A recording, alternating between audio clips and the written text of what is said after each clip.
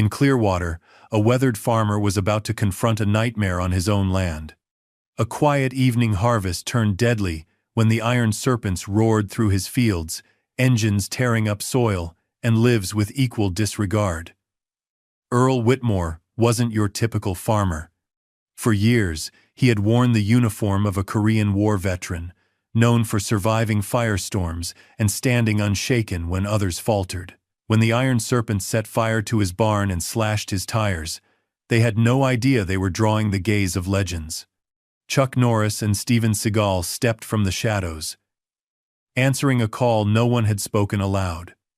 With calm precision, they delivered a response that would trigger a reckoning far greater than a land dispute.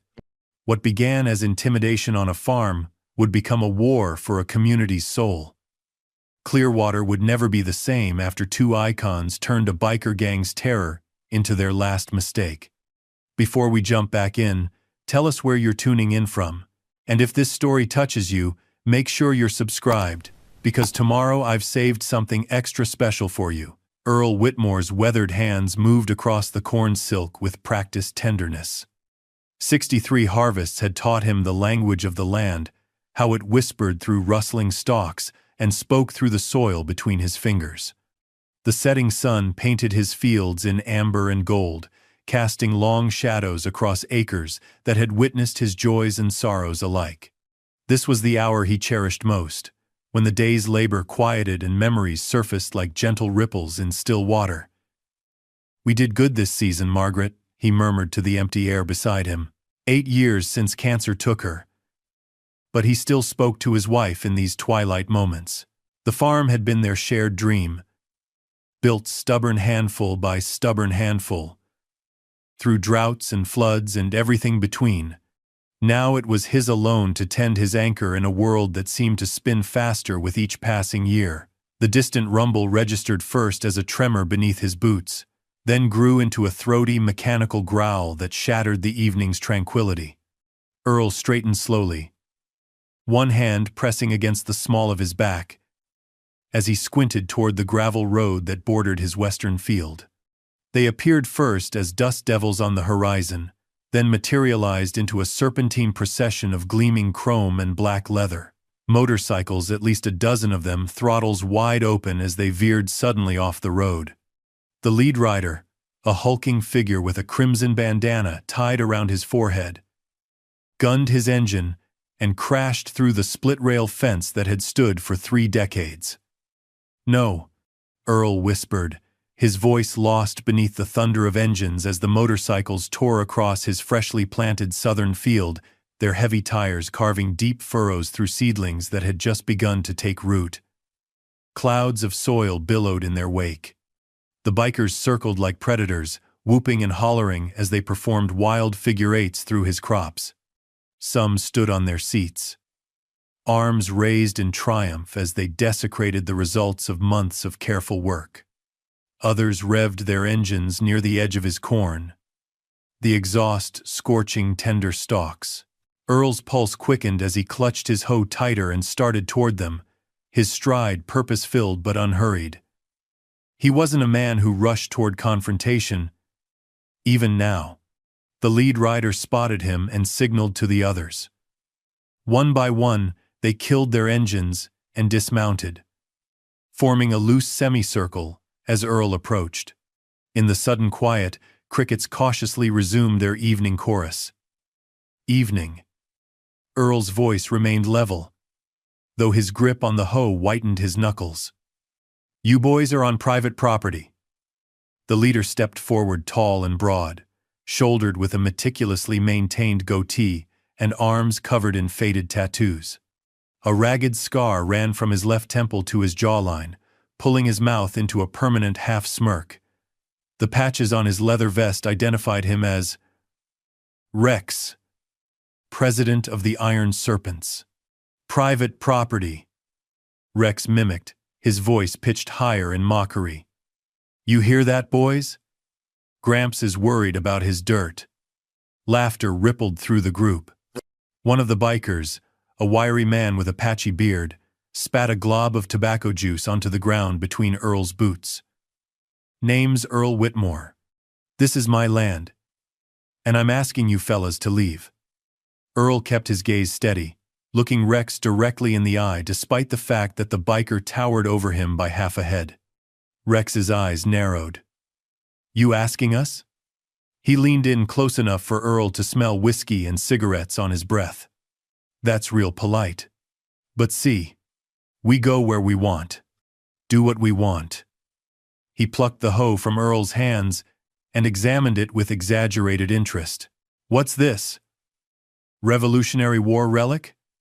More laughter, as Rex suddenly swung the hoe like a baseball bat, smashing it against a nearby fence post.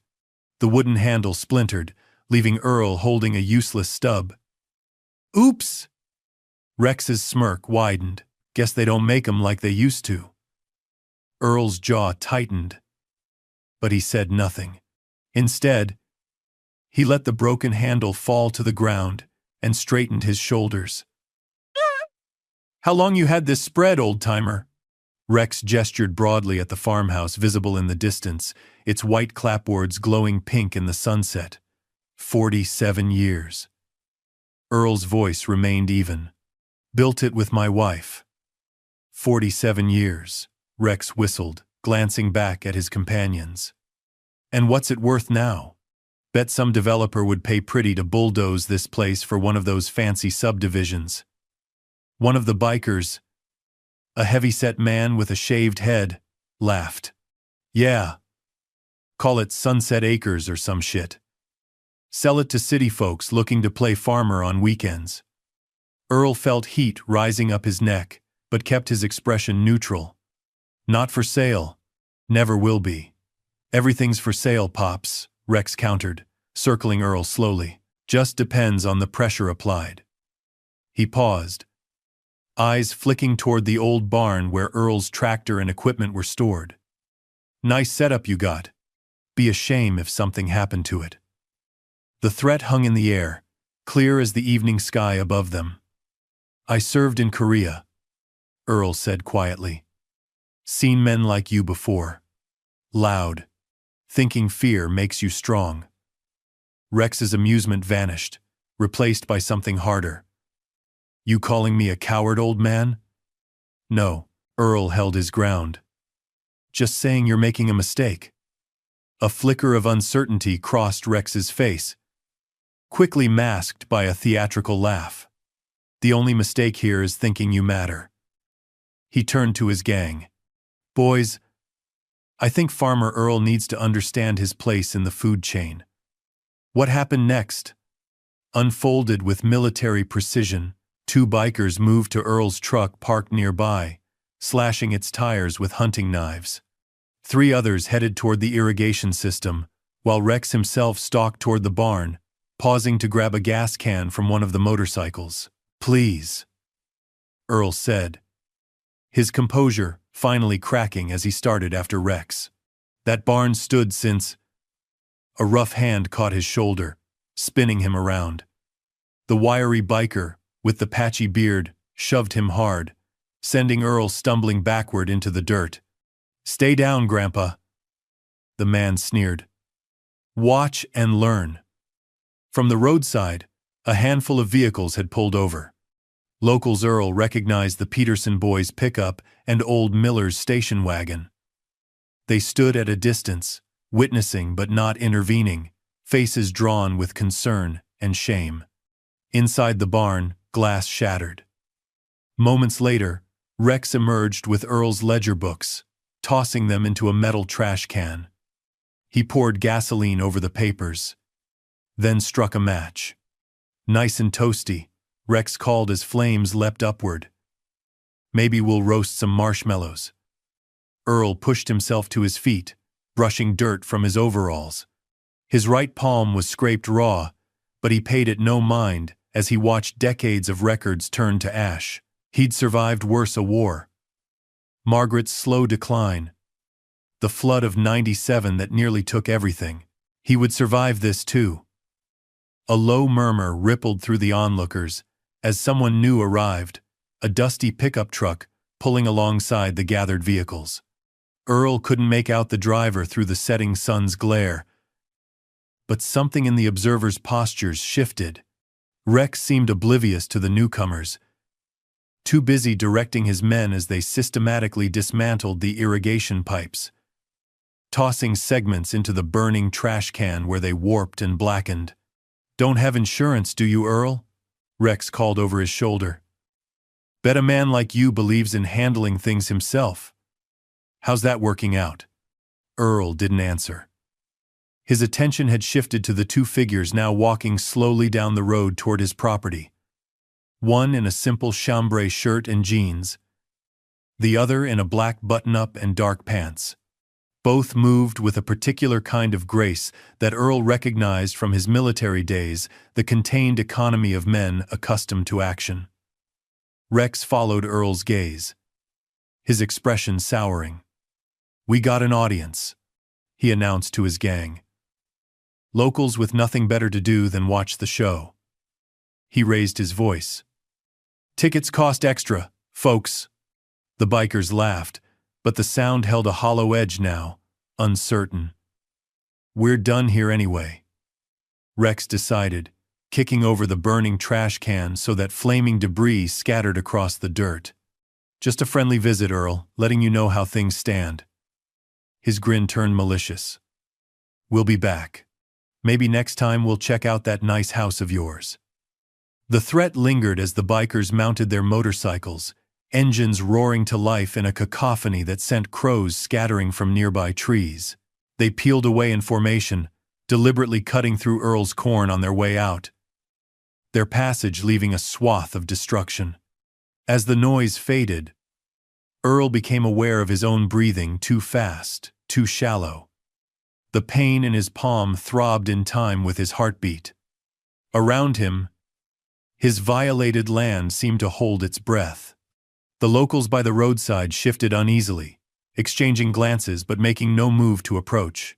Earl didn't blame them. The Iron Serpents had a reputation that extended through 3 counties: destruction, intimidation, and occasional violence that somehow never resulted in arrests. Sheriff Dawson was either afraid or paid off, no one knew which, but the result was the same. Only as twilight deepened into dusk did Earl notice that the 2 figures he'd spotted earlier had vanished. He scanned the roadside, but they were nowhere to be seen. With methodical movements that belied his racing thoughts, Earl began gathering the scattered, half-burned papers. Tomorrow he would assess the damage, catalog what was broken, and begin repairs. Tonight, he needed to secure what remained. But as stars appeared in the darkening sky, Earl couldn't shake the feeling that something fundamental had shifted. The Iron Serpents would return. Rex's type always did. And next time, they wouldn't stop at broken tools and slashed tires. For the first time in years, Earl locked his doors before going to bed. Morning arrived with painful clarity at Mabel's diner, where sunlight streamed through freshly washed windows to illuminate every chip in the Formica countertops, every crack in the vinyl booth seats. The place had been a town fixture since 1962, outlasting 2 recessions and the mall that opened 30 miles north. On its walls hung faded photographs of Clearwater. Through the decades, storefronts changed, hairstyles evolved, but the backdrop of rolling farmland remained constant. Until recently. "They hit the Williams place last month," Hank Miller said, his coffee cooling untouched before him. The retired postal worker lowered his voice, though every patron in the diner was already engaged in the same conversation. "Spray. Painted obscenities all over their barn." Sarah Williams was in tears at church. Across from him, Betty Parsons nodded grimly, her silver curls bouncing. Sheriff came out, took some notes, said there wasn't much he could do without witnesses. She sniffed disapprovingly. "As if we don't all know exactly who it was." "Iron Serpents." Tom Peterson almost whispered the name, glancing toward the window as if the words might summon them. They weren't like this when they first showed up. "Just passing through," is what Sheriff Dawson said. "Now they're like, occupying the place." The bell above the door chimed, and conversations faltered as Earl Whitmore entered. His right hand was wrapped in gauze, and dark circles shadowed his eyes. But he carried himself with the same quiet dignity he always had. He nodded to familiar faces as he made his way to the counter. "Morning, Earl." Mabel herself emerged from the kitchen, coffee pot in hand. "Heard about what happened? You okay?" "I've seen worse," Earl answered simply, accepting the steaming mug she offered. "Fence can be mended. Crops will recover. Most of them." A heavy silence followed his words. Everyone knew what had happened in a town of 200. News traveled fast, especially bad news. "Earl." Tom Peterson slid onto the stool beside him, voice pitched low. "We should have done something. We were there, and we just watched." Earl took a measured sip of coffee before responding. "What would you have done, Tom? Get yourself hurt? Or worse? They outnumbered us, and they were looking for trouble." "Still doesn't make it right," Tom insisted, color rising in his cheeks. "No," Earl agreed quietly. "It doesn't." The door chimed again, and this time the silence that fell was absolute. Two men entered, strangers, yet somehow familiar to everyone who watched action films or owned a television. The first man moved with contained precision, medium height, with a muscular build that his simple clothing couldn't disguise. His reddish-brown hair was neatly trimmed, his face weathered but remarkably fit for a man in his 70s. The second was taller, broader, with a ponytail of dark hair streaked with silver, and an impassive expression that seemed carved from stone. Recognition rippled through the diner in murmured whispers. "Is that? Can't be. What would they be doing here?" Mabel recovered first, professional smile sliding into place as she approached them. "Welcome to Clearwater.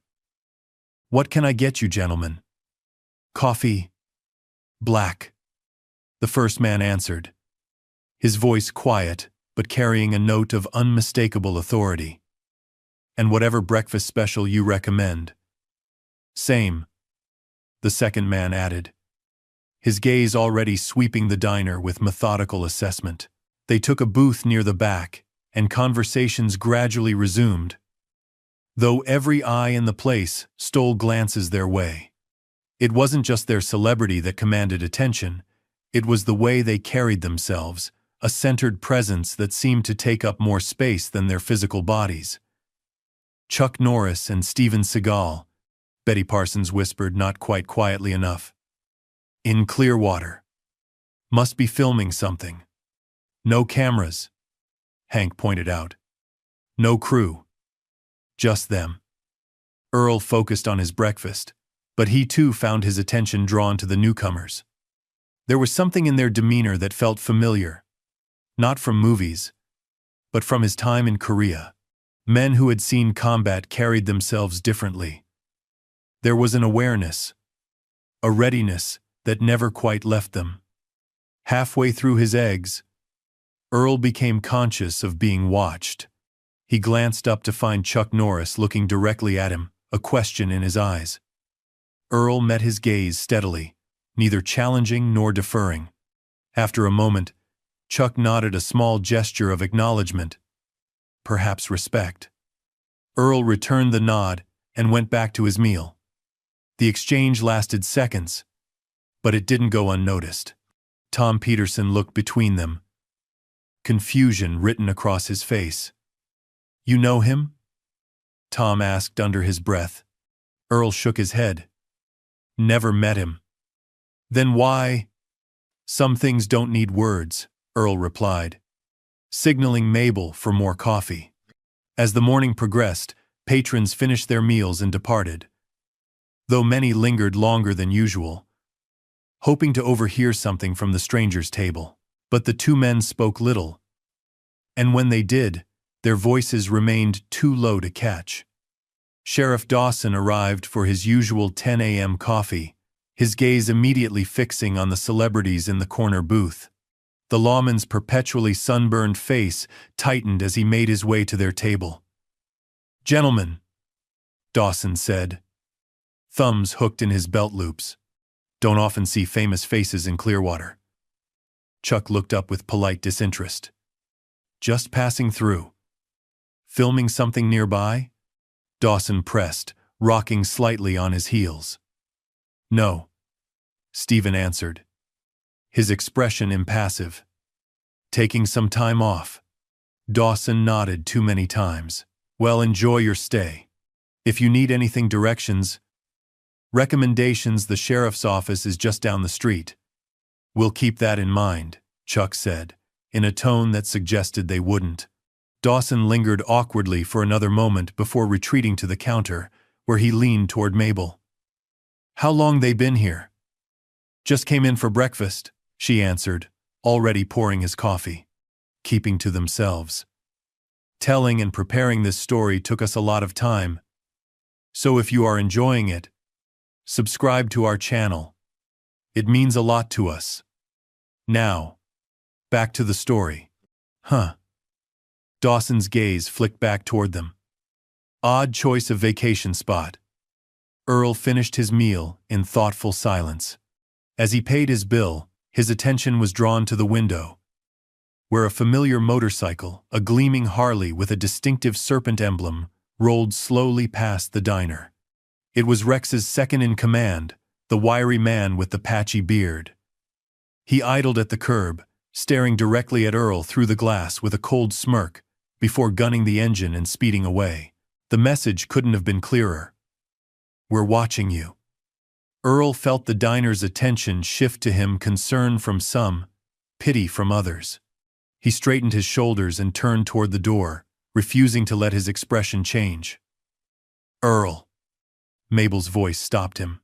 "Why don't you let Tom and some of the boys help you fix that fence today?" Tom perked up. "I've got my tools in the truck. Wouldn't take more than a couple hours with a few of us." Earl hesitated. Pride warred with practicality.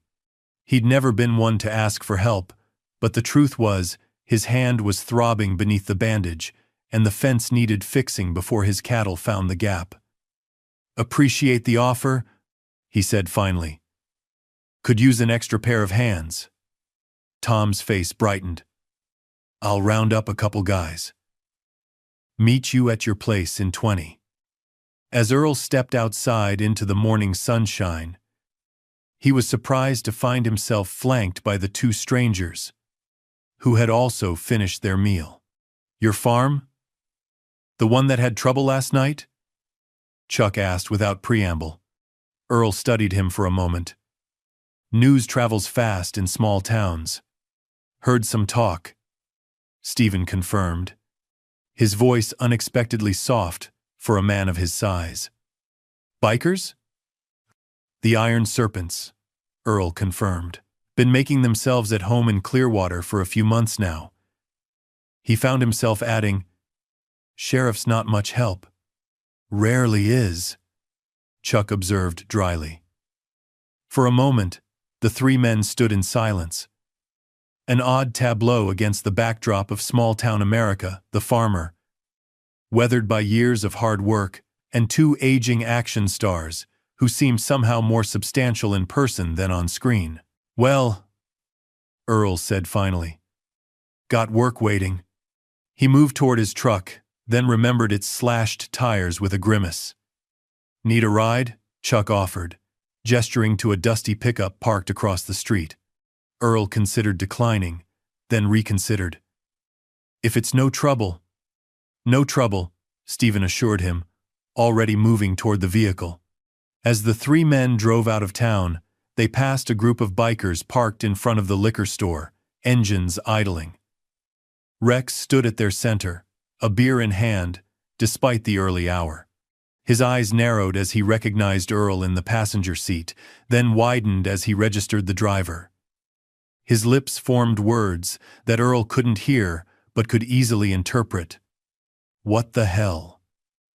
In the truck's side mirror, Earl watched Rex pull out a phone and start dialing, his expression dark with suspicion and something that might have been the first flicker of uncertainty. The truck rumbled past the town limits, heading toward Earl's farm. Nobody spoke, but the silence wasn't uncomfortable. Earl found himself studying his companions covertly. Up close, they were older than they appeared on television. Lines etched deeply around their eyes. Their hands spotted with age marks, not unlike his own. Yet there was a vitality to them, a centered strength that had nothing to do with youth. "Been farming long?" Chuck asked, breaking the silence. "All my life," Earl answered. "This land was my father's before me." Stephen nodded appreciatively. "Family legacy, something worth protecting." "Yes," Earl agreed, finding unexpected resonance in the simple statement. "It is."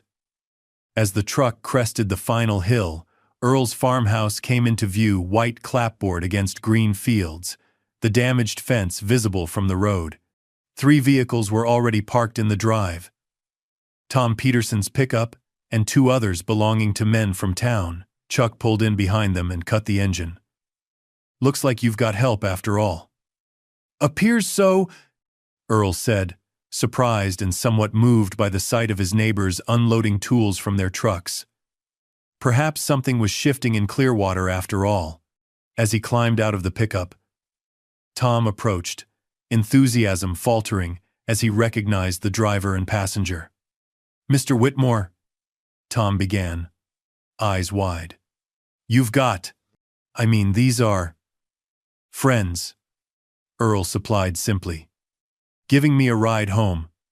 Chuck extended a hand. "Chuck Norris. This is Seagal." "I know," Tom said faintly, shaking the offered hand with visible awe. Everyone knows." "But why?" "Just passing through," Stephen said, repeating their explanation from the diner. Earl turned toward the damaged fence, effectively ending the awkward exchange. "Best get started before the day gets away from us." The men from town followed, casting backward glances at the celebrities who fell into step behind them. At the fence line, Earl assessed the damage with a practical eye. 3 sections destroyed, posts uprooted, rails splintered. "Got spare lumber in the barn," he said, already rolling up his sleeves despite his injured hand. "Should have enough to replace what's broken." To his surprise, Chuck and Stephen didn't leave. Instead, Chuck removed his overshirt, revealing muscular arms that belied his age, while Stephen rolled his shoulders, as if preparing for exertion. "Show us what needs doing," Chuck said simply. For the next few hours, they worked alongside the local men, who gradually overcame their initial starstruck awkwardness. Chuck proved remarkably handy with a hammer, driving nails with precision that suggested years of practical experience.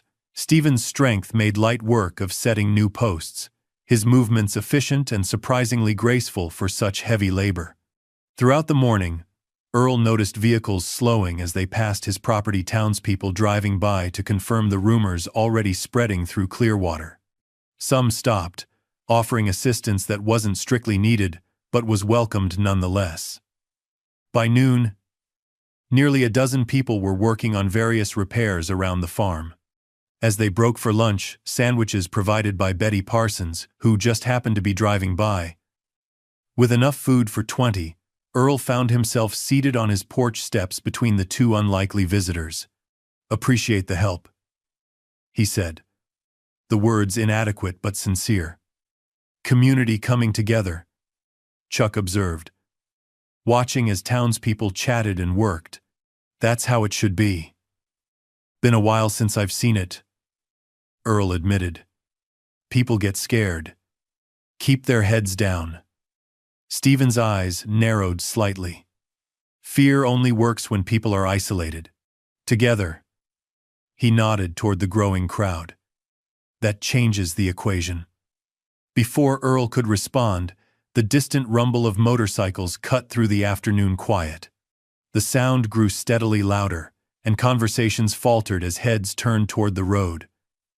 "They're coming back," Tom said, tension evident in his voice. Earl rose slowly to his feet, his expression resolute. Beside him, Chuck and Stephen exchanged a glance but remained seated, their postures relaxed, yet somehow more alert. The iron serpents appeared on the horizon, chrome flashing in the sunlight as they approached in tight formation. This time, they didn't veer off the road to crash through the newly repaired fence. Instead, they slowed, then stopped completely, forming a line along the roadside. Rex dismounted first, removing his helmet with theatrical slowness. His eyes swept over the gathered townspeople, narrowing when they landed on Earl. Then his gaze shifted to the two men, still seated on the porch steps, and his expression changed recognition, disbelief, and something that might have been the first hint of concern. "Well, well," Rex called, his voice carrying easily across the yard. "Quite the welcome committee, Earl." He gestured toward Chuck and Stephen. "Even brought in celebrities. What is this, a charity event? Save the old farmer?" Nervous laughter rippled through the gang, but it sounded forced. Earl started toward them, but Chuck's voice stopped him. "Let them come to you," he said quietly. "Your land. Your terms." Earl considered this, then nodded, remaining where he stood as Rex swaggered forward, stopping at the edge of the property. "Didn't expect to see you back on your feet so soon, old-timer," Rex called, feigning surprise. "And with so many new friends." "Neighbors," Earl corrected. "And yes, I'm still standing." Rex's smile didn't reach his eyes. "That so? Well, don't get too comfortable. We were just passing by. Thought we'd see if you'd reconsidered our conversation about selling." "Nothing to reconsider," Earl replied evenly. "This land isn't for sale." Rex's facade of affability slipped. "Everything's negotiable, Pops. You just need the right motivation." His gaze drifted meaningfully toward the barn, where fresh burn marks scarred the doorframe. Earl felt rather than saw Chuck and Stephen rise and move to stand on either side of him. Their presence was like a physical force, solid, immovable. Rex faltered almost imperceptibly before covering with a bark of laughter. "Seriously? You brought in the geriatric action squad?" He turned to his gang. "Hey boys, the old man's got bodyguards. Guess we should be scared." The bikers laughed on cue, but there was an edge to it now. Several cast uncertain glances toward the martial arts legends. "We're just having a friendly conversation," Rex continued, spreading his hands in mock innocence. "No need for Hollywood heroes." "Then there's nothing more to say," Earl stated flatly. "You're not welcome on my property." A dangerous light entered Rex's eyes. "You sure that's the position you want to take? Because we've got all day." He gestured toward his gang, their machines idling ominously. "And there's a lot more we could talk about." The threat hung in the air, clear and unmistakable. For a long moment, no one moved. The townspeople watched with tense expressions. The bikers revved their engines in rhythmic intimidation, and the standoff balanced on a knife's edge. Then Steven Seagal took one step forward. It was a small movement, almost casual, yet it carried such presence that all eyes instantly fixed on him. His expression remained impassive as he met Rex's gaze directly. "The man asked you to leave," Steven said, his voice quiet yet carrying effortlessly across the yard. Rex blinked, visibly thrown by the direct confrontation. He recovered quickly, forcing a dismissive laugh. "Or what? You'll show us some movie stunts?" Chuck moved to stand beside Stephen, his stance relaxed but purposeful. "Why don't we continue this conversation another time, when tempers aren't so high?" It was a peace offering of sorts, a path for Rex to retreat with some dignity intact. For a moment, It seemed he might take it. Uncertainty flashing across his face as he measured the two men before him, not just celebrities, he now realized, but something more dangerous. But pride won out. You know what? I'm getting real tired of interruptions. Rex squared his shoulders, addressing his gang without taking his eyes off Chuck and Steven. Boys, I think it's time we taught Farmer Earl and his famous friends some manners. The bikers revved their engines in unison, the sound thunderous in the afternoon quiet. As if choreographed, they dismounted and began moving forward as a group, some pulling out chains or brass knuckles. Earl felt his heart hammering against his ribs, but held his ground. Beside him, Chuck and Steven remained utterly still, watching the approaching gang with expressions that betrayed neither fear nor excitement, only calm, focused awareness. Last chance to walk away, Chuck said, the words carrying a weight beyond their simple meaning. Rex's answer was a humorless grin as he reached into his vest and produced a switchblade, the blade snapping open with a metallic click.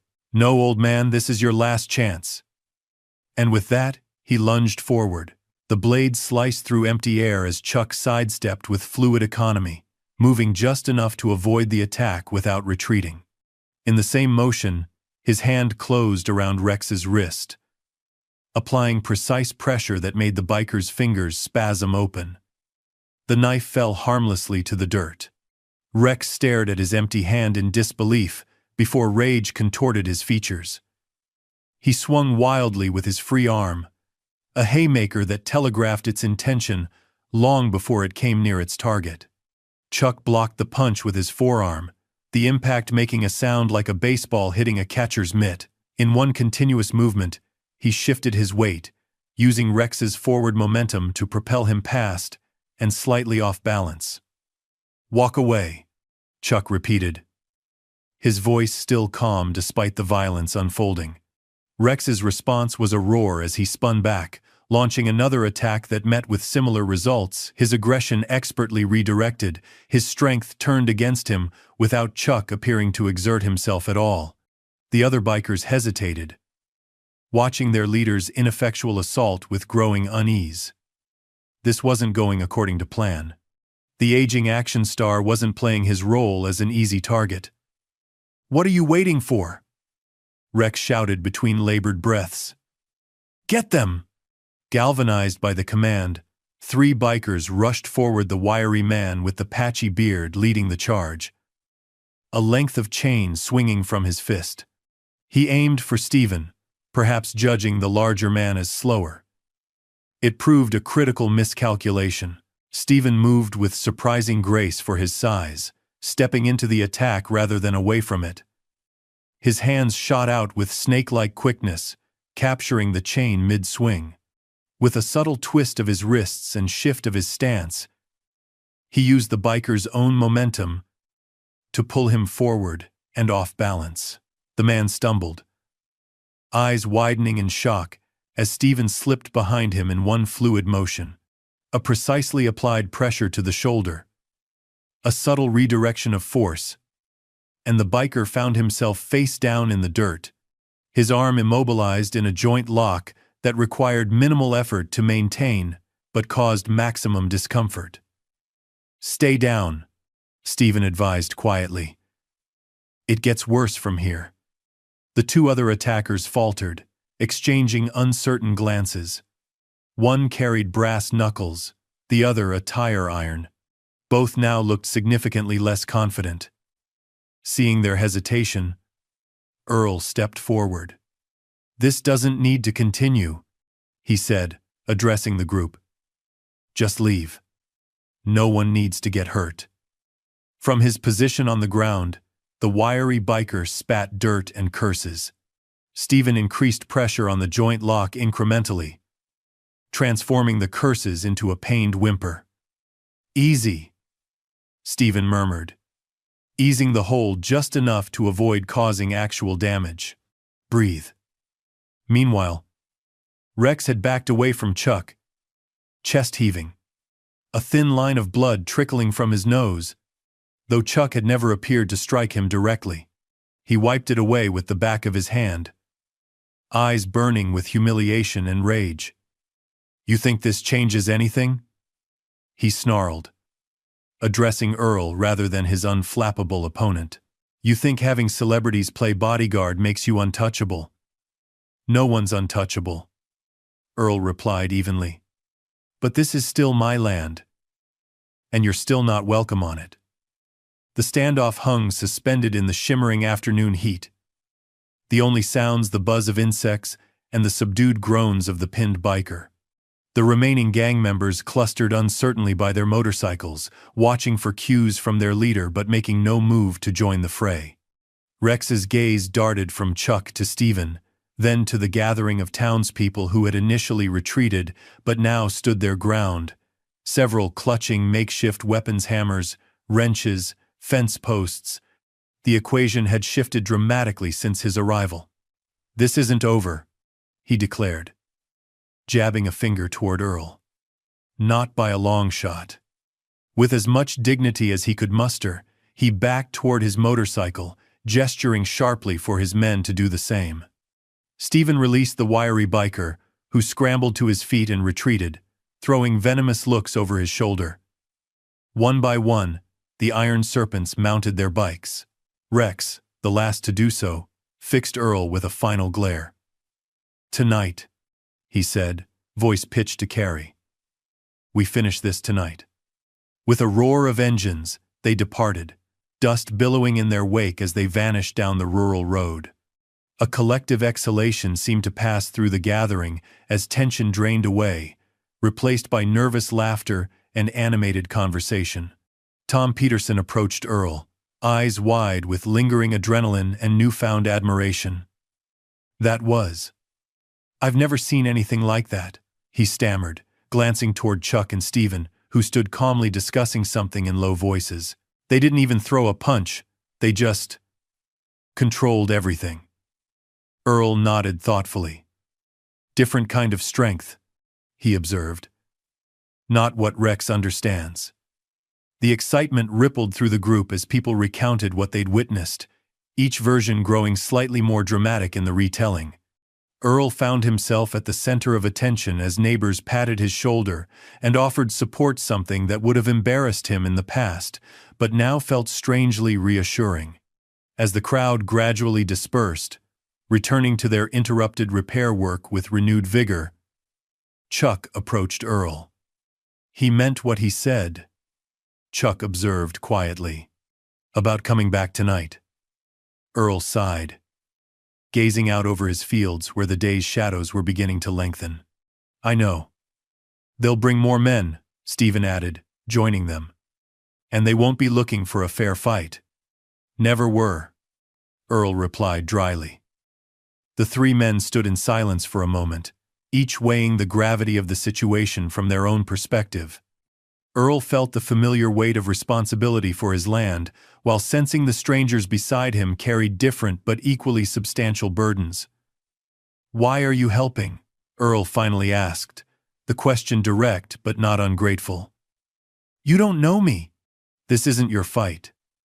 Chuck's eyes crinkled slightly at the corners, not quite a smile, but a softening. "Some things are worth standing for, regardless of who's involved."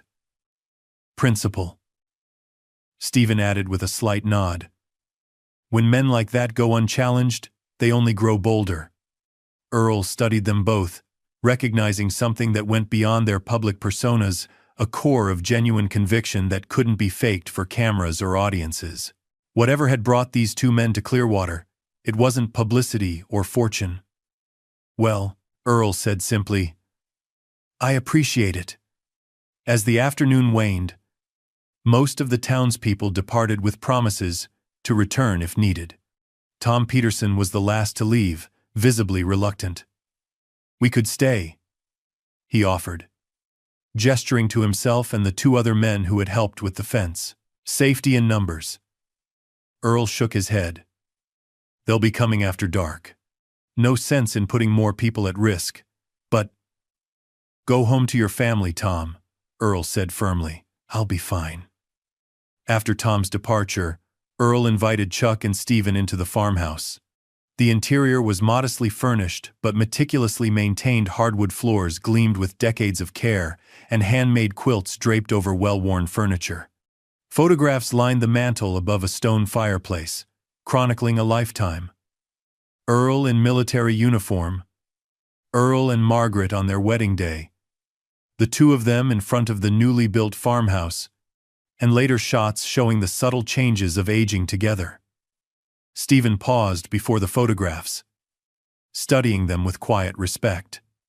"Your wife?" "Margaret," Earl confirmed, moving to the kitchen where he filled an old copper kettle. "Been gone 8 years now. Cancer." "I'm sorry," Chuck said, the simple words carrying genuine empathy. Earl nodded acknowledgement as he set the kettle on the stove. "We had 41 good years, more than some get." While they waited for water to boil, Earl retrieved his shotgun from the cabinet and methodically checked its condition. The weapon was old but immaculately maintained, like everything else on the farm. "Haven't fired this in years," he admitted, more to himself than his guests. "Not since we had a coyote problem back in 5. "Hope you won't need to tonight," Chuck remarked, accepting the mug of coffee Earl offered. "Hope is fine," Stephen said, his gaze drifting toward the windows where twilight was gathering. "Preparation is better." They discussed strategy. As night fell, not elaborate plans, but practical considerations. Which approaches the bikers might take, vulnerable points around the property, how to minimize damage to the farm while protecting themselves. "They'll come in force," Chuck predicted, sketching a rough map of the property on a notepad. "Probably from multiple directions. Their advantage is numbers. And willingness to destroy," Earl added grimly. Stephen nodded. "But they have weaknesses, no discipline, no real unity. They follow Rex out of fear, not loyalty. And Rex follows his ego," Chuck concluded. "That's leverage we can use." As full darkness descended, they positioned themselves strategically around the property.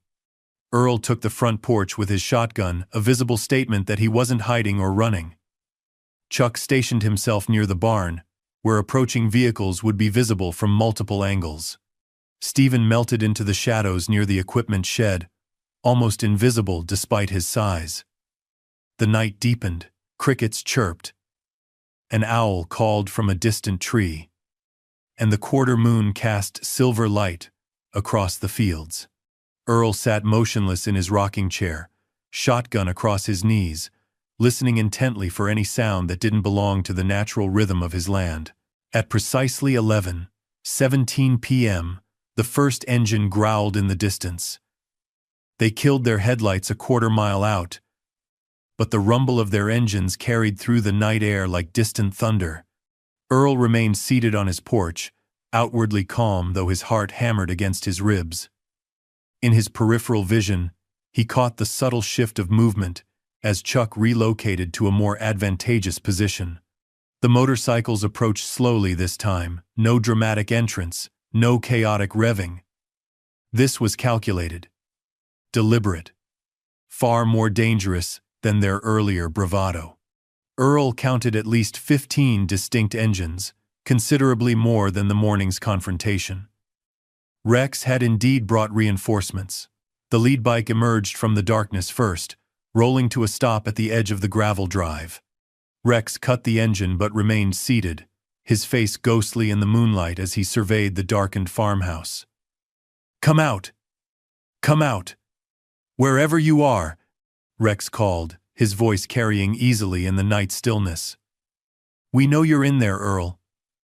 No point in hiding." Earl didn't move, didn't speak.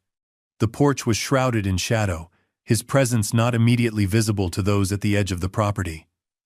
Growing impatient, Rex dismounted and stalked forward, his boots crunching on gravel. "Playing it tough, old man. That didn't work out so well this morning." He stopped abruptly as Earl leaned forward. the movement bringing him into a patch of moonlight that silvered his weathered features. "Not hiding, Rex," Earl said evenly. "Just waiting to see what new foolishness you'd bring tonight." Rex's surprise quickly transformed into a predatory smile. "All alone, I see. Where are your Hollywood bodyguards now?" "Said my goodbyes after supper." Earl lied smoothly. "They had places to be." Rex barked a laugh, turning to his assembled gang. "Hear that, boys? The celebrities cut and run." He focused back on Earl, malice sharpening his voice. "They got their little hero moment, and then they left you to face the consequences." Several bikers chuckled, emboldened by their leader's confidence. The wiry man with the patchy beard limped forward, his shoulder still tender from Stephen's joint lock. "Going to enjoy this," he snarled. "Been a long time since someone made me look bad." Earl remained seated, shotgun still across his knees, but not yet raised. "You men need to consider what you're doing here," he said calmly. "This doesn't end well for anyone." "Oh, I disagree," Rex countered, reaching into his vest to produce a glass bottle with a rag stuffed into its neck. "I think this ends exactly how we want it to." He held up a lighter, its flame dancing in the darkness. "See, Earl, we decided your precious farm needs some redecorating, starting with that nice wooden barn." A muscle twitched in Earl's jaw, but his voice remained steady. "That would be a mistake." "No, old man. The mistake was yours, thinking you could stand against us." Rex flicked the lighter open. "Thinking this land meant anything except what we decide it means." Earl finally stood, the movement slow and deliberate. The shotgun remained pointed downward, but his grip had tightened. "Last chance to leave, Rex. After this, there's no going back." For an instant, something like doubt flickered across Rex's face, a primitive instinct warning of danger, but pride quickly smothered it. He touched the lighter to the rag, which caught immediately, casting his face in hellish orange light. "Burn it down, boys," he commanded. Arm cocked back to throw the improvised firebomb toward the barn. The bottle never left his hand. A shadowy figure materialized from behind a nearby oak tree, moving with shocking speed for someone of his age. Chuck Norris closed the distance to Rex in 3 fluid strides, his hand clamping around the biker's wrist with precise pressure that caused his fingers to spasm open involuntarily. The flaming bottle dropped straight down, shattering at Rex's feet. Fire bloomed across the gravel, causing him to stumble backward with a startled curse as flames licked at his boots. "What the?" Rex's shock transformed into rage as he recognized his attacker. "You!" Chuck didn't waste breath on words. As Rex threw a wild punch, Chuck simply wasn't there anymore. Having sidestepped with minimalist efficiency, his counterattack was equally economical. A short, precise strike to Rex's solar plexus that left the larger man gasping for breath. The tableau held for a fraction of a second, the gang frozen in collective surprise, Earl standing watchfully on the porch, Chuck positioned between Rex and the farmhouse, his posture relaxed yet radiating contained power. Then chaos erupted. "Get him!" Rex wheezed, still doubled over. 3 bikers rushed forward while others scrambled for weapons stashed on their motorcycles. The first attacker reached Chuck with a roar, swinging a heavy chain in a wide arc. Chuck pivoted slightly, the chain whistling harmlessly past his ear. In the same fluid motion, he captured the chain on its return swing, wrapping it once around his forearm and yanking sharply. The biker, unprepared for the counterforce, stumbled forward into a precisely positioned elbow strike that dropped him instantly to the gravel. The second and third attackers approached more cautiously, circling to flank Chuck from both sides. One brandished a hunting knife, the other a tire iron. They coordinated their attack with surprising discipline, lunging simultaneously from opposite directions. Chuck moved like water flowing between threats, redirecting force rather than meeting it head-on. The knife wielder found his arm trapped in a joint lock that used his own momentum against him, while the tire iron embedded itself in the dirt where Chuck had been standing a split second earlier. There was nothing flashy in Chuck's defense, no high kicks or spinning techniques that characterized his films. Instead, his movements were stripped down to pure efficiency, each action precise and purposeful. Where the bikers expended energy in wild swings and shouted threats, Chuck remained centered and economical, his breathing steady, as if engaged in nothing more strenuous than a casual stroll. From the porch, Earl watched with a veteran's appreciation for tactical mastery. Chuck wasn't fighting so much as solving a physics problem, calculating angles, redirecting momentum, finding the path of least resistance that yielded maximum results. It was a study in controlled power. But the advantage of numbers was beginning to tell. As more bikers joined the fray, Chuck found himself surrounded, forced to constantly reposition, to avoid being overwhelmed. He handled each individual threat with composed precision, but there were simply too many attackers to neutralize simultaneously. Seeing an opening, Rex charged forward with a switchblade, aiming for Chuck's exposed back. Earl raised his shotgun and fired a single shot into the air. The report cracked across the night like thunder, freezing the scene momentarily. "Next one isn't a warning," Earl stated flatly, the barrel now leveled at Rex's chest. Rex halted, knife still extended, eyes darting between Earl and Chuck. A calculating look crossed his face as he assessed the situation. The old farmer wouldn't have time to stop all of them if they rushed the porch together. As if reading his thoughts, Earl chambered another round, the metallic sound unnaturally loud in the sudden quiet. "Maybe I can't get all of you," he acknowledged. "But I'll definitely get you, Rex." A tense standoff ensued, broken by an unexpected sound from the direction of the equipment, shed a pained yelp, followed by a heavy thud. All eyes turned to see two bikers sprawled on the ground, with Seagal standing calmly between them, hands relaxed at his sides. Unlike Chuck's contained, precise style, Steven moved with flowing, almost theatrical grace, less a soldier than a force of nature. "Evening," Steven said quietly, his deep voice carrying across the yard. Rex's face contorted with fury and disbelief. "More tricks? How many washed-up actors you got hiding around here, old man?" "Just us," Chuck answered for Earl, using the distraction to create distance between himself and the surrounding bikers. "More than enough, I'd say." The gang's initial confidence had evaporated, replaced by uncertain glances and nervous shifting. They'd expected to intimidate a lone old farmer, not contend with two men whose lifetime of martial arts training made them formidable despite their age. "This is still 15 against 3, Rex snarled, attempting to rally his men. "And one of those 3 is pushing 70. He gestured contemptuously toward Earl. 72. Actually, Earl corrected mildly, shotgun unwavering. "Old enough to know better than to start a fight. Young enough to finish one if needed." Steven moved forward with the smooth, unhurried gait of a man entirely comfortable with violence but not eager to employ it. "Walk away," he suggested to the assembled bikers. "This doesn't have to get worse."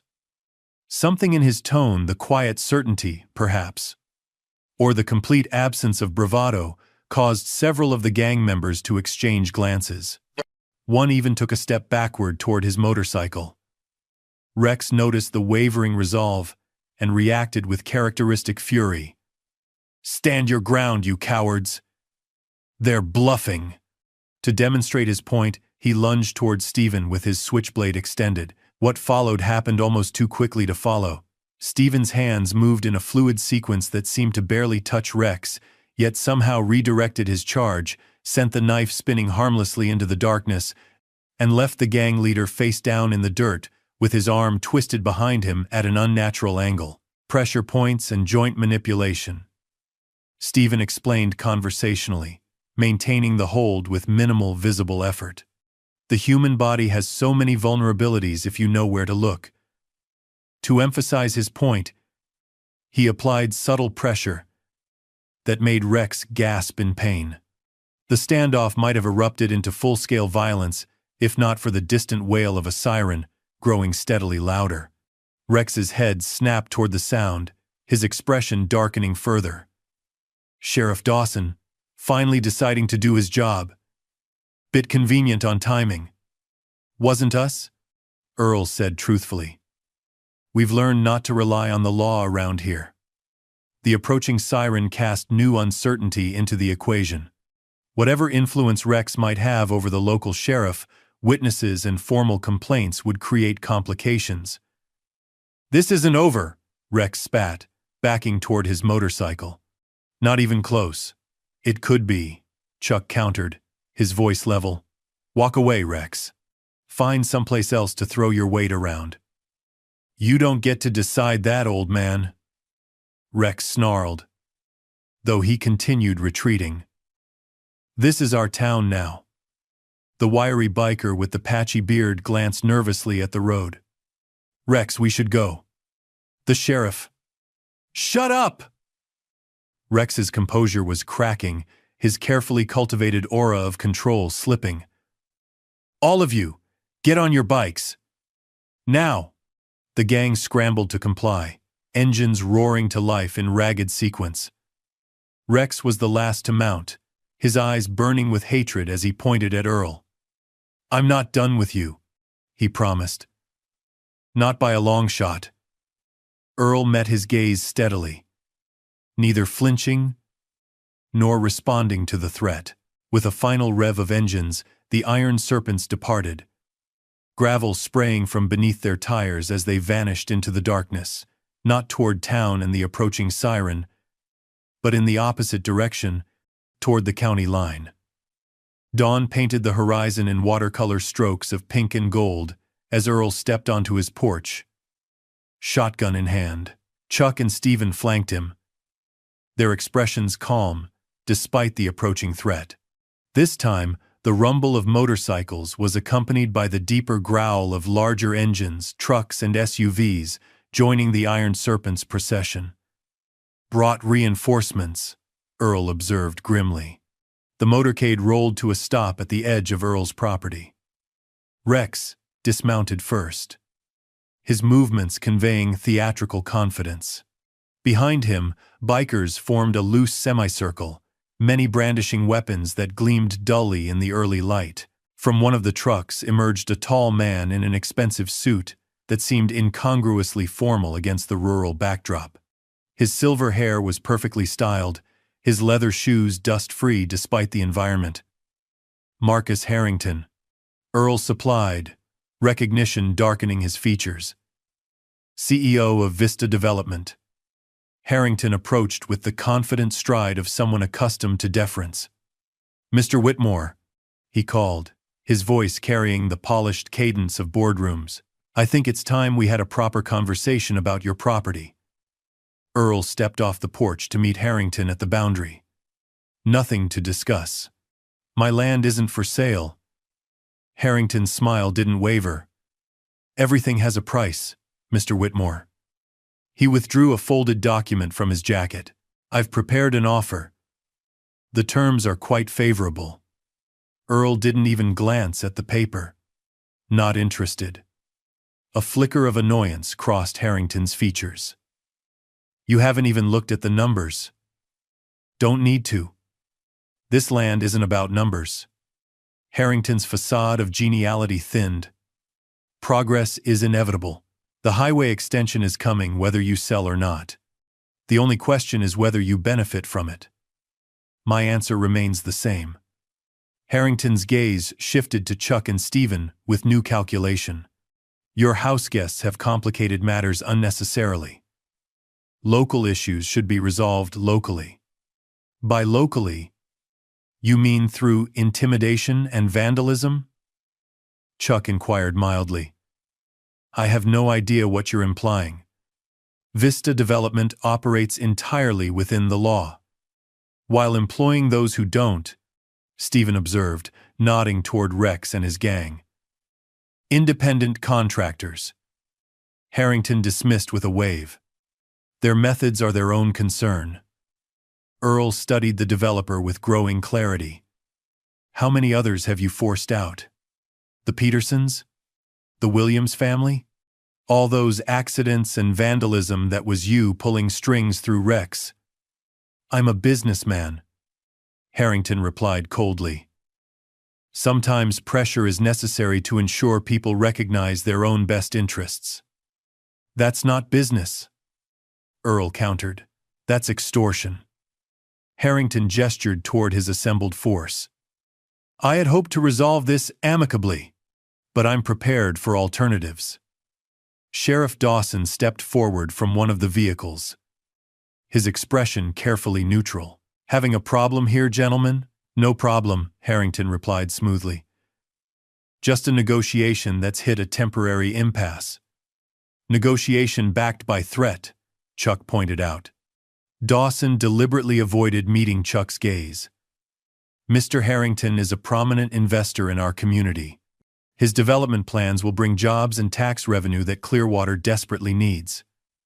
So that's the arrangement, Earl said. Pieces falling into place.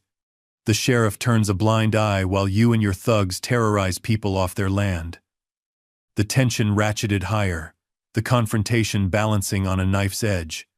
But just as the situation seemed poised to explode, a new sound joined the standoff, the rumble of approaching engines from the opposite direction. Tom Peterson led a convoy of vehicles in his pickup, pulling to a stop at the edge of the property.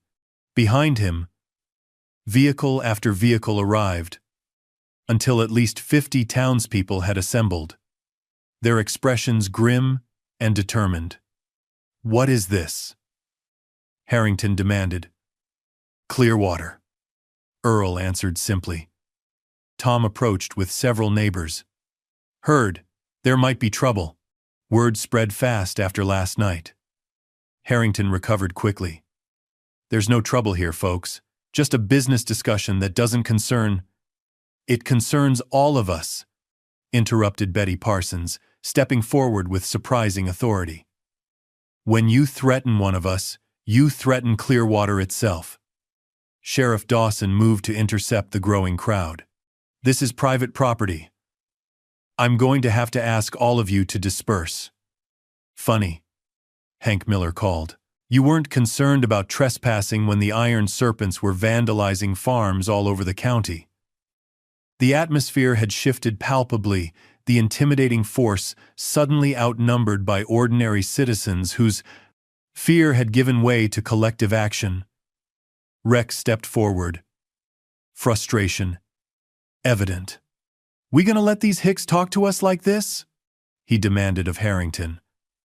My boys are ready to send a message they won't forget. Harrington hesitated, weighing options that had suddenly become far less favorable. Violence against a single farmer was one thing. A confrontation with half the town was another matter entirely. Your call, Mr. Harrington, Chuck said quietly. But whatever happens next gets witnessed by a lot more people than you planned for. This is merely a postponement, Harrington declared, folding the contract and returning it to his pocket. Market forces are inevitable, Mr. Whitmore. He turned to leave, but Rex blocked his path, face flushed with rage. That's it? We just walk away after they made fools of us? Stand down, Rex, Harrington ordered. Screw that, Rex snarled. You promised me a cut of this deal. Said I could handle the old man my way once we got what we needed. Harrington's expression flickered with barely contained fury at this public exposure of their arrangement. We'll discuss this later. No, Rex insisted. We settle this now. He turned toward Earl, Chuck, and Stephen, pointing accusingly. These three humiliated me. Nobody does that. The biker charged forward, pulling a hunting knife from his boot as he crossed the property line. Chuck smoothly interposed himself, sidestepping the wild attack with practiced ease. "Don't do this," Chuck advised calmly. Rex circled warily, knife extended. "You're just a washed-up movie star. Let's see how tough you really are." Chuck remained centered, his posture neither aggressive nor retreating. "Violence isn't the answer here, Rex. Easy for you to say," Rex spat. "You've got everything: fame, money, respect. Men like me have to take what we want." "And how's that working out?" Chuck asked quietly. The simple question enraged Rex. He lunged forward, knife slashing in a deadly arc. Chuck evaded with minimal movement, allowing the blade to pass harmlessly through empty air. As Rex overextended, Chuck delivered a precise strike to his wrist that caused the knife to drop from suddenly nerveless fingers. Rex stumbled backward, shocked, then charged again with a roar of frustration. This time he threw wild punches, each telegraphed by his rage, each countered or redirected by Chuck's efficient defense. The contrast between them couldn't have been starker: Rex all fury and wasted motion, Chuck all economy and centered power. "Stand and fight," Rex demanded between labored breaths, increasingly desperate. "I am standing," Chuck replied calmly. "You're the one who keeps falling." As if to prove the point, Rex launched another unbalanced assault that Chuck sidestepped, adding the slightest pressure to redirect the biker's momentum. Rex sprawled ungracefully in the dirt. A murmur rippled through the onlookers, bikers and townspeople alike. The town had watched Rex intimidate and terrorize for months. Now they witnessed him reduced to clumsy ineffectiveness by an opponent who barely seemed to exert himself. Rex pushed himself up, face contorted with humiliation. "This is all a setup," he snarled, turning to his gang. "All of you get them." The Iron Serpents hesitated, exchanging uncertain glances. The odds had shifted dramatically, and Rex's faltering performance had cracked the foundation of fear upon which their power rested. Taking advantage of the hesitation, Stephen stepped forward with fluid grace that belied his size. No wasted motion, no theatrical flourishes, just precise, economical movements that seemed almost gentle until one observed their devastating effects. The contrast could not have been more stark. Chaos versus control. Brute force versus refined technique. Arrogance versus mastery. And everyone watching could see the inevitable conclusion unfold like a physical demonstration of natural law. Rex launched one final desperate attack against Chuck. This time, he feinted left before throwing all his weight into a haymaker aimed at Chuck's head. Chuck didn't retreat or dodge. Instead, he stepped slightly forward, inside the arc of the punch, and met Rex with a single precise strike to the solar plexus, delivered with such controlled power that it stopped the larger man in his tracks. Rex froze, eyes wide with shock as the air evacuated his lungs. He sank slowly to his knees, arms wrapped around his midsection. The fight ended not with dramatic knockouts or broken bones, but with the simple, inescapable demonstration of skill over force, discipline over rage. One by one, the remaining Iron Serpents backed away, unwilling to share their leader's humiliation. In the sudden quiet, Earl stepped forward to stand beside Chuck and Stephen. "I believe we're done here," he said, addressing Harrington rather than the incapacitated Rex. The threat of violence that had been Harrington's leverage was now rendered impotent, while witnesses observed his connection to criminal intimidation. The tables had turned completely, and in the clear light of dawn, respect had found its rightful place, not with those who demanded it through fear, but with those who earned it through principled stand. Autumn painted Clearwater in rich golds and reds as Earl Whitmore methodically harvested the last row of corn. His tractor, repaired and running better than it had in years, rumbled steadily across the field. Its familiar vibration, a counterpoint to his wandering thoughts. 3 months had passed since the confrontation that locals now simply called the standoff. 3 months of gradual, sometimes difficult change for both Earl's farm and Clearwater itself. The Iron Serpents had disbanded almost overnight, their intimidating presence evaporating once Rex's protection from Sheriff Dawson collapsed. Rex himself had indeed cooperated with authorities, providing documented evidence of Vista Development's systematic campaign of intimidation and corruption. Marcus Harrington now faced multiple federal charges, his company's stock plummeting as investigations expanded to similar projects in other rural communities. Sheriff Dawson had resigned rather than face recall, departing Clearwater with little fanfare and fewer defenders. His replacement, a no-nonsense deputy from the next county over, had methodically rebuilt the department's credibility through transparency and consistent enforcement. As for the farm, it thrived under renewed attention. The crops damaged during the Iron Serpent's initial invasion had largely recovered, yielding better than expected despite the rough start. Earl attributed this partly to nature's resilience, and partly to the many hands that had helped tend the fields throughout the summer. Neighbors who discovered or rediscovered the value of community. Earl guided the tractor around the final bend, bringing it to a stop near the barn where Chuck and Stephen waited. Neither man had intended to stay in Clearwater long-term, yet somehow days had stretched into weeks, and weeks into months. They'd found unexpected peace in the rhythm of rural life, while Earl had found equally unexpected friendship in two men whose public personas barely hinted at their genuine depth. "Last row?" Chuck asked as Earl descended from the tractor. "Last row," Earl confirmed, removing his work gloves. "Best yield since 8. Stephen nodded appreciatively, leaning against the barn door. Land responds to right treatment, like most things worth having.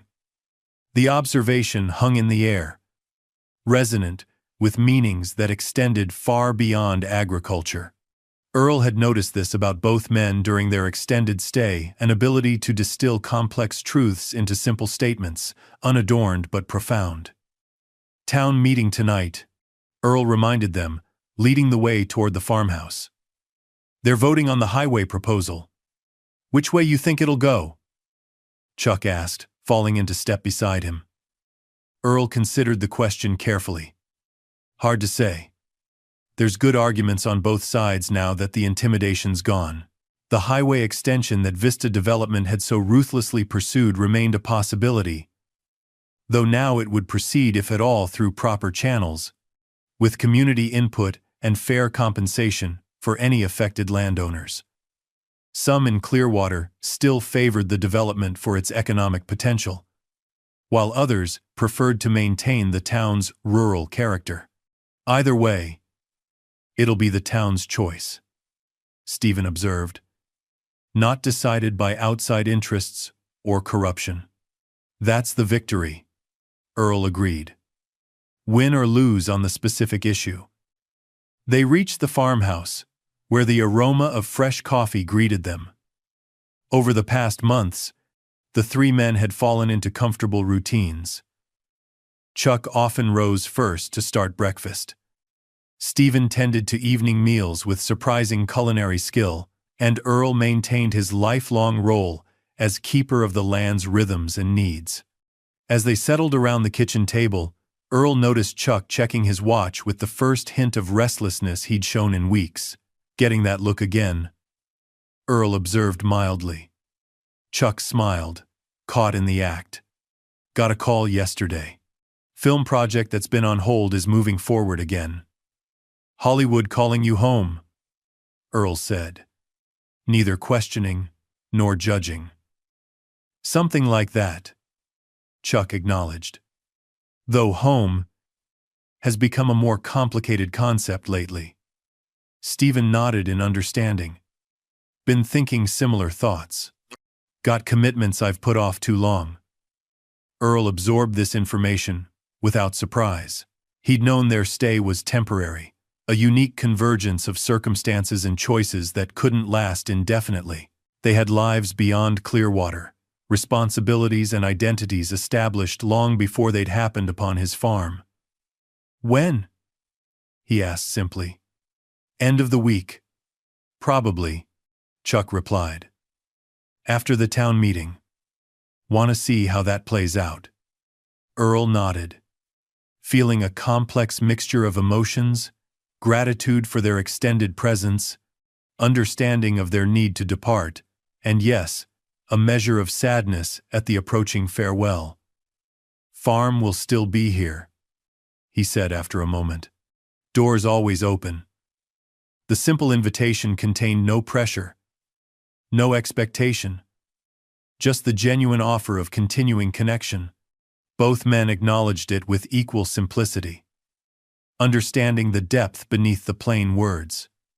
As evening approached, they drove together into town for the meeting at Clearwater's modest community center. The parking lot was filled to capacity, indicating the strong interest in the night's proceedings. Inside, the atmosphere hummed with anticipation and civil debate, a dramatic contrast to the fear and silence that had pervaded such gatherings months earlier. Earl, Chuck, and Stephen found seats near the back, preferring to observe rather than participate directly. Throughout the discussion, Earl noted the transformation in his neighbors. People who had once been too intimidated to speak now voiced their opinions confidently. Tom Peterson, once hesitant in the face of Rex's intimidation, had emerged as a thoughtful advocate for balanced development. Betty Parsons argued passionately for preserving Clearwater's agricultural heritage while acknowledging the need for economic growth. When the vote finally came, the result surprised many. A modified version of the highway plan would proceed, but with significant changes to protect key agricultural lands and ensure benefits flowed directly to the community. Earl's farm and several others would remain untouched, while development would be concentrated in areas already transitioning away from agriculture. "Compromise," Chuck observed as they left the meeting. "Rare thing these days. Requires respect on all sides," Stephen added. "People willing to actually listen." Earl nodded, watching his neighbors disperse into the autumn evening, conversations continuing beyond the formal conclusion of business. "Respect has to be earned," he noted. "But once it is, it changes everything." The next few days passed with unusual swiftness as Chuck and Stephen prepared for departure. Earl found himself watching their interactions with his farm more closely, the way Chuck paused to appreciate sunrises from the porch steps, how Stephen often stood motionless in the fields at dusk, seemingly absorbing the land's essence. Their final evening arrived, cool and clear, stars emerging in a velvet sky as they shared a simple meal on the porch. Conversation flowed naturally, touching on memories of their time together and possibilities that lay ahead. No melancholy, no forced cheerfulness, just the comfortable exchange of men who had passed through extraordinary circumstances together and emerged with genuine connection. "Never expected any of this," Earl admitted as night deepened around them. "Biker gang, corrupt developers, martial arts legends showing up on my doorstep." He shook his head with a wry smile. Margaret would have called it far-fetched even for one of her mystery novels. "Sometimes reality outpaces fiction," Chuck observed. "Usually when you're not looking for adventure. Usually when you're just standing for something that matters," Stephen added.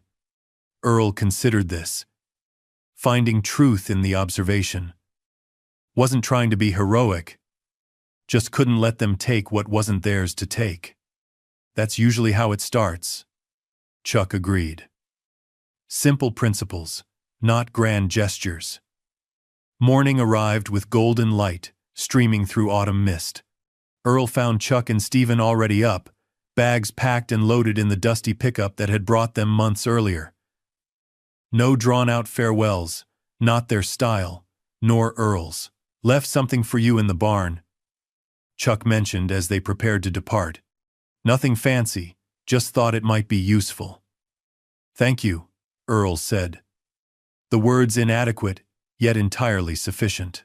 Both of you. Farm's looking good, Stephen remarked, his gaze taking in the neatly harvested fields and repaired structures. Strong season coming next year. Planning on it, Earl affirmed. With that, they departed. No dramatic speeches, no emotional displays. Just three men who understood that some bonds required no elaborate expression. Earl watched the pickup disappear down the long drive, dust settling in its wake. Only then did he turn toward the barn, curious about Chuck's mentioned gift. Inside, he found a handcrafted wooden sign leaning against the workbench, the letters burned deep into seasoned oak. Whitmore Farm, Est. 1976, what we defend defines us. Earl ran weathered fingers over the inscription, recognizing the truth it contained. His defense of the land had never been about stubbornness or mere sentiment, but about honoring something essential, the dignity of a life built through honest labor. The integrity of promises kept. The responsibility of stewardship. He carried the sign outside and mounted it carefully beside the entrance to his drive. As he stepped back to assess his handiwork, Earl noticed vehicles approaching Tom Peterson's truck, followed by several others. The impromptu convoy pulled up beside him. Neighbors emerging with tools and supplies. "Thought you might want some help with the north field today?" Tom explained. "Getting it ready for spring planting."